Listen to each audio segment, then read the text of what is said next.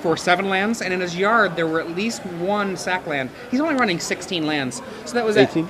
18. Pardon me, 18 lands. So he was pretty close to half of his lands there. Yeah. One of the things I think is very interesting is that a typical red deck, I think you would claim, and I'll agree with you. Sorry for putting words in your mouth. A typical red deck might really struggle with a deck like Tempered Steel simply because it actually has to take a couple of turns to get its damage in. And by that time, you're going to be attacking them with things that they're going to have to turn their burn towards. But I kind of wonder if Ray's deck, because it's so low on the curve and so burn heavy and runs Goblin Grenades, if it will behave the same way against the Tempered Steel deck or not. I've never seen a deck like this, honestly. This kind of red. And we've got, like I said, 20 one-drop creatures, no other creatures. It's very different than a typical red deck. Yeah. Well, it isn't even the fact that they have to take turns to get their damage going, because this deck does too. It's just that this deck can make a board presence so that every turn that it kills Tempered Steel's guy, it just gets to attack with even more damage going into the next turn. It's not like a normal red deck where you maybe get a Goblin Guide hit in after killing their guy. You know, you're going to hit them with like Goblin Guy and like a Blood Crazed Goblin and like an Arsonist after Searing Blazing their guy, and suddenly they're basically dead. And Goblin Grenade is also a huge threat because it's easy for Tempered Steel to stabilize around 7 or so life, but, you know, in this deck, that's 1 or 2 burn spells pretty easily. I mean, if we think about just Goblin Fireslinger, normally a Tempered Steel deck can just ignore, essentially, the creatures that the opponent has because they're simply smaller. Yeah. And this deck could be like, oh, you're at 7 life, end of the turn, ping you, untap, ping you, Goblin Grenade, you're dead. Yeah. You know, having an unblockable creature is generally pretty insane in aggro mirror. Let's look at the sideboards here.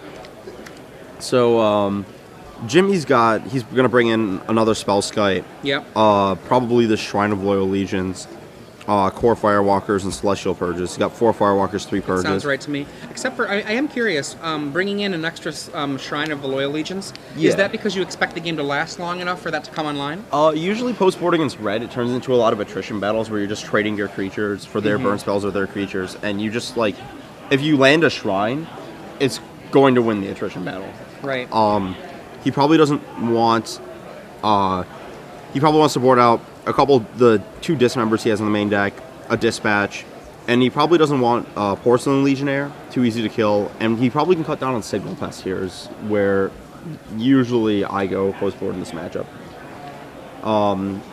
Ray is almost certainly going to bring in, I would say, the 4 Shatters in his board, and 2 Ratchet Bombs, and if he presumes that Core Firewalker is going to be a part of the mix, probably Dismembers as well. And I would not be surprised if Forkbolt comes in. Yeah. That is a lot of cards, though. It's 9 cards. He can probably cut down on Incinerate. Incinerate's probably not the greatest here. I can actually imagine Blood Crazed Goblin not being... with 3 Forkbolts, 4 Searing Blaze. The problem being that in this matchup, you don't really want to have to throw your burn spells at their face to get Blood Crazed Goblin in. So I can see cutting down on Blood Crazed Goblin. I don't think you can afford to cut all of them because he still needs some board presence, but that card can go. And it might actually cut down a couple of Goblin Grenades, just so you can start trading, like post-board, you can start trading for their guys. Still have a couple for the reach you need, but you don't actually want to have these cards that don't interact with their creatures.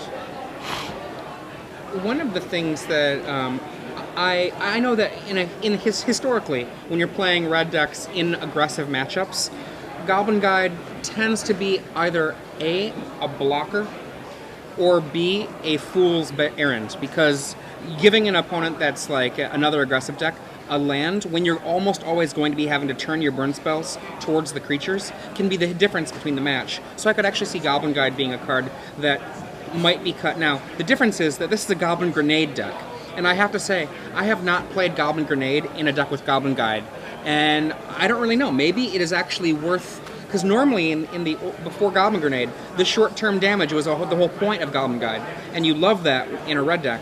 But in matchups like this, like you said, you have to point towards the creatures, which makes Goblin Guide worse. But maybe the Goblin Grenades are just so much damage, maybe you just don't even care. Maybe you just are like, well, I'm going to get in 2 damage, and that's all I want. The thing about Goblin Guide here, though, is that he doesn't really have any other source of recurring damage. Grim Lavamancer. Yeah, but that card runs out of fuel, and it's like all his other creatures are 1 damage a turn. Goblin Guide's his only way to deal multiple damage with a single creature in a turn. So I think he has to leave in Goblin Guide because I'm also assuming that Blood Crazed Goblin isn't getting in there every turn because I don't think that's a reliable thing to count on. One interesting thing about this deck, 0 Shrine of Burning Rage. Right, I don't think he has the mana for it. No, he definitely is not going to get to 3. But that's always just been one of the really powerful cards that the other red decks have relied on. But we'll see how this goes with... This deck does not want that card. I don't think he can cast it. And it kind of, makes up for it by saying, I'm going to play 18 lands and get to draw more spells per game. Right. And in exchange for having this Shrine that can deal 6 or 7, I'll just draw more spells and do that. We started the game, we've got a turn 1 Arid Mesa into probably the most popular of the mountains. It seems like a mountain that everyone loves these days. And we're going to have turn 1. He has a Goblin Guide in his hand, but I think he's going to lay a Blood Crazed Goblin instead. Looks like an Arsonist, actually. Oh, is it an Arsonist? Yes. Oh, no, Grim Lavamancer. Grim Lavamancer, the new art from M12. So, looks like Jimmy has a Tempered Steel, 2 Glinthawk Idols, a Mox Opal. He's going to lead on Inkmoth Nexus, it looks like. Play Vault Scourge. Yep. Now, the thing that's very interesting about that choice of Grim Lavamancer first, because I do believe I saw a Goblin Guide, is that he's planning on grinding out them. That's part of his idea, is grind out the first couple of creatures. Yeah. Grim Lavamancer's your best card in this matchup, probably. It looks like he only has 1 land, though, so that Grim Lavamancer is not getting active quite yet, which means there's a chance this Vault Scourge just gets online before... Or, more specifically, this Vault Scourge gets online with a Tempered Steel before that Grim Lavamancer can take it down. Which and he goes, offers the trade. Look at that. Yeah. And Jimmy takes it. Yeah. If they offer the trade, I don't think you can take it there because that means that your Vault Scourge is probably going to live. He lays... Goblin Fireslinger. Passes the turn. Jimmy draws Steel Overseer, which is exactly what he was looking for there. He just needs another creature to put into play that can act as a threat so that either Vault Scourge or Steel Overseer lives when he gets to cast Tempered Steel if he draws a Plains. One of the things that's very interesting with this list, the particular list, I have not seen this very often. It's not running Ornithopter. This? Yeah. Ornithopter's not really standard anymore. It was only in the Japanese list. In general, you just want your cards to do stuff. You don't want to have this O2 that's only good when you have a pump effect in play. Right. I know on Magic Online I just didn't have Spell Skites, so I didn't actually play those and played Ornithopters instead, and they were fine. It's just you want cards that do things on their own. So we have a second, is that an Inkmoth Nexus? Second Inkmoth Nexus and a Glinthawk Idol. It looks like Jimmy was trying to avoid Forkbolt. He may have seen that game 1. Yeah. We may have missed that in the graveyard. If he knows about Forkbolt, then it's probably better to not do that. Ray Fetch is a mountain, turns on Grim Lavamancer, which is probably going to take down this Vault Scourge. It's very important in these early turns that Ray takes care of as many creatures as he can before Jimmy gets down a Tempered Steel. Yes. The only way he can deal with a Tempered Steel is Ratchet Bomb after board. But Ratchet Bomb, even then, isn't really going to get you where you need against Tempered Steel most of the time. It usually, unless you have it already in play, it's going to be too little too late. The just random 3/3s and 4/4s are just going to kill you. Well, right now, the Vault Scourge is Walking Dead, but if that guy's killed, no, just takes 1. Interesting. It's like Ray's just going for the face here. Another Fireslinger. There's a Tempered Steel times 2, I think. Yep. He can't cast it yet because his mana is wrong.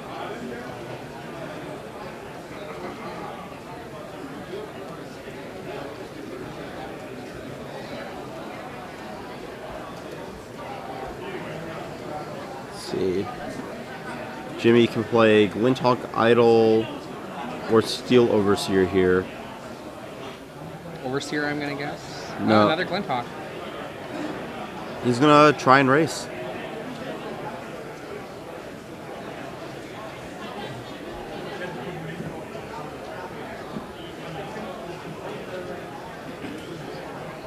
In comes 3 damage, and Ray uses Burst Lightning, kills the Vault Scourge. Yep. Life totals go to 17 for Jimmy to 15 for Ray, but that 17 is going to go to 16 real fast with that Fire Slinger in play.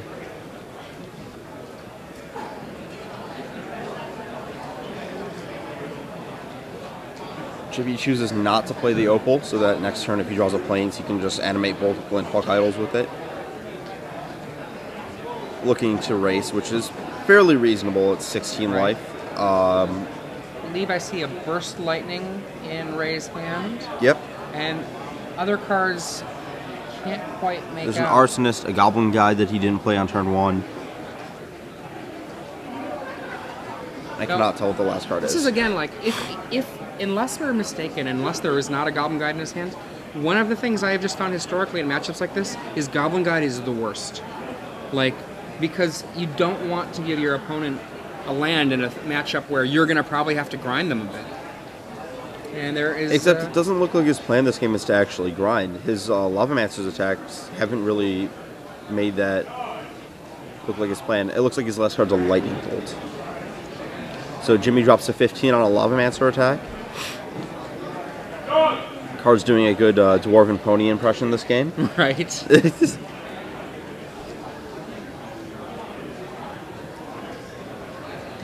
Jimmy drew a Core Firewalker, but that is not going to be what he needs right now.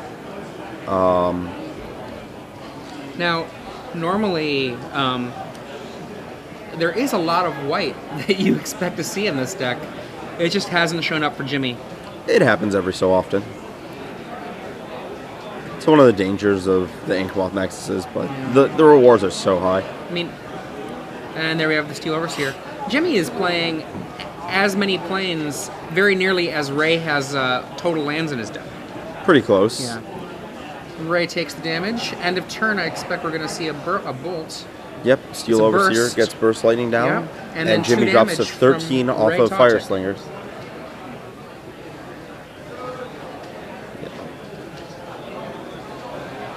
Land for the turn. There's the Goblin Guide, and he's ready to come in with it now. Puts Jimmy down to 10. And does not look like Jimmy revealed the land, so this game is probably over right here. 10 life, facing down 4 burn. I mean, he's 5 burn, he's at 6 virtual burn. 6 life right now, and then untap Yeah. virtual 2. Well, he drew a Dispatch, so that's going to deal with the Lavamancer, but even then, there's 2 off the Lavamancer, 4 off the Fire Slingers after the untap, 3 off the Yeah. Lightning Bolt, and then that Arsonist is just going to be lethal. Yep. You can block, you cannot block, either way, you're dead.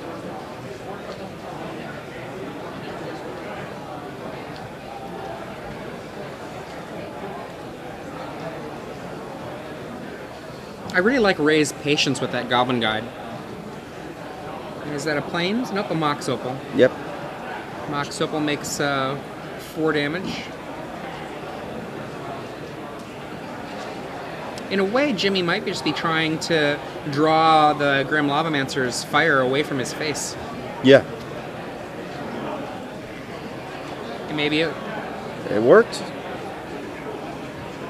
He chose not to dispatch on the spot, though. Well, he could still lay an artifact and then do it. He doesn't have any. He should have dispatched right there, probably, so that a single removal spell doesn't have to take out an Inkmoth Nexus. It takes out the other Glinthawk Idol.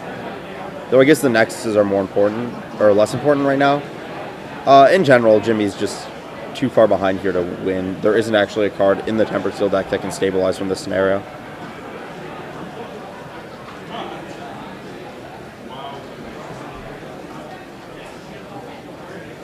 Untap with the damage there from the Fire Slingers. Jimmy And goes that's to another 8. land from Ray. And he thinks for a second. He's like, do I want to do it? Yep, I'll attack. Attack for 3. Jimmy still has Signal Pest post board, which is not correct. That card just an 0-1. It doesn't really do anything. Here comes an Inkmoth for a blocker. And looks like it's going to be burned by either Grim or the hand. One of the two. He's thinking about it. Maybe he'll just be like, that's fine. Yeah. He knows this attack is lethal regardless. Looks like there's a Edgar Flores judge call out on the floor. And Dispatch takes out the Goblin Arsonist. Well, it's attempting to. Might see some responses. Sadly, Goblin Grade is not instant. Lightning Bolt, Jimmy scoops up to the bolts. Doesn't want to animate his other Nexus because then he just loses everything, but... Okay, so both of these games definitely had an element to them that was mana-plagued. In the first game, Ray, with a very, very mana-light deck, 18 lands total in his deck, only 10 of them actual real lands, 8 of them fetch lands, looked like he was incredibly flooded.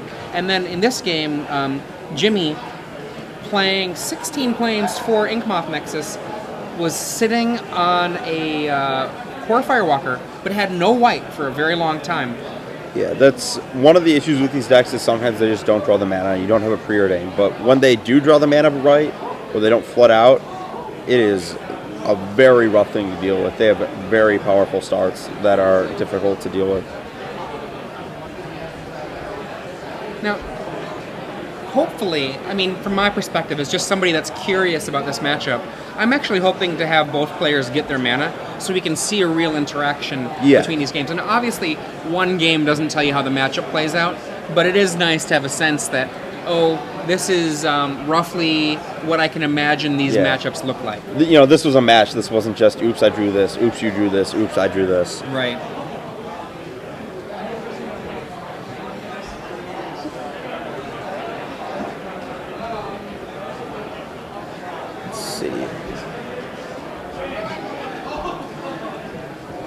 Yeah, Signal Pest is very bad for the Tempered Steel deck in this matchup.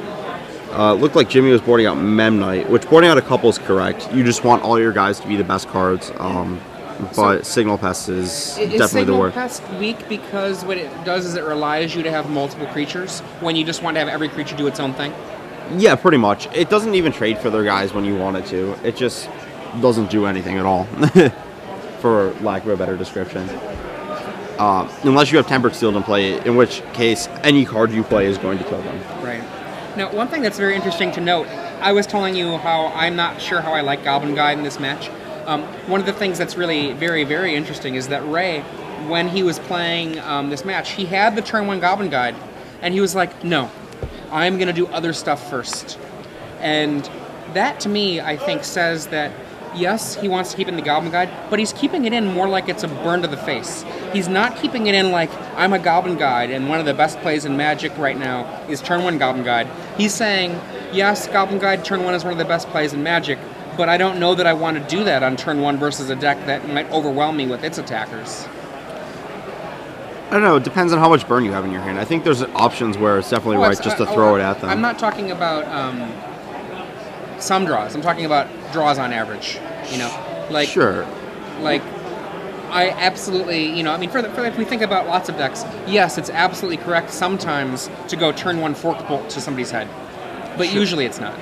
Looks like they're about getting started here. Jimmy was on the play. Let off on Plains Vault Scourge. His hand looks like it has Temper Seal and Core Firewalker. Fire Slinger, Mountain Fire Slinger from Ray Tautic. He's got a Searing Blaze in hand. Vault Scourge comes in for 1. Brings life totals to 19 all, and Core Firewalker makes an appearance. This is a big card for the matchup, and Ray didn't necessarily know that it was coming, but he could suspect it might come. Yep. Looks like a Dismember, putting him down to 15. Now, Dismember in a matchup like this, yes, it gets rid of a Core Firewalker, but at a huge cost. You have to deal with the Firewalker, though. Otherwise you lose. I'm not saying you don't, but I'm just saying in this matchup, it's not nothing losing 4 life. Sure, but a lot of the cards that it's going to kill are definitely worth more than the 4 life, like Steel Overseer or Vault Scourge. Right. Looks like Jimmy goes down to 16, but then gets to land Tempered Steel off of Inkmoth Nexus, which was one of the keys. Goes back up to 19, Ray drops down to 12. This 3/3 Vault Scourge is going to get Searing Blaze. Searing Blaze is going to be coming down, and then what else we got in that hand? Looks like a Goblin Grenade, another Teetering Peaks, a Scalding Tarn, Goblin Arsonist. Yeah, it's probably going to be Fetch Land, Searing Blaze, Lay an Arsonist, or if there's another 1-drop, some other Arsonist, or some other 1-drop. I think he just wants to get the Teetering Peaks damage in, actually. Yeah. The Teetering Peaks has to be worth more damage than one turn of Goblin Arsonist, because that Teetering Peaks can't reliably get in on any other turn after this. Fair. Yep. 3 Jimmy and 3. drops down to 13. Looks like Jimmy's hand is another Nexus, a Signal Pest. Nexus gets in for 3 poison. 3 poison. Yep. Signal Pest, looks like his hand's just 2 planes, but that is lethal poison on board. Goblin Grenade is only players, correct? Yes. No. Goblin Grenade is anybody. Really? Yeah, anybody.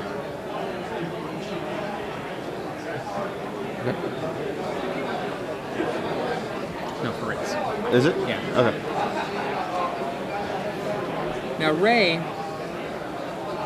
he can see the writing on the wall here. That lethal poison is significant. Yeah. Especially because all of his creatures are out of range of that Burst Lightning in his hand. Tempered Steel just turns off everything.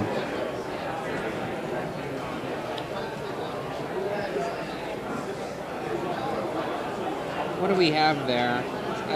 He keeps hiding his hand, so it's hard for me to see. It's a Goblin Grenade, right? Goblin Grenade, Burst Lightning, Arsonist, Mountain.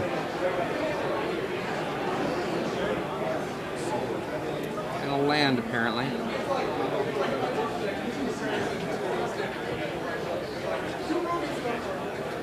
And a Scalding Tarn. Fetch.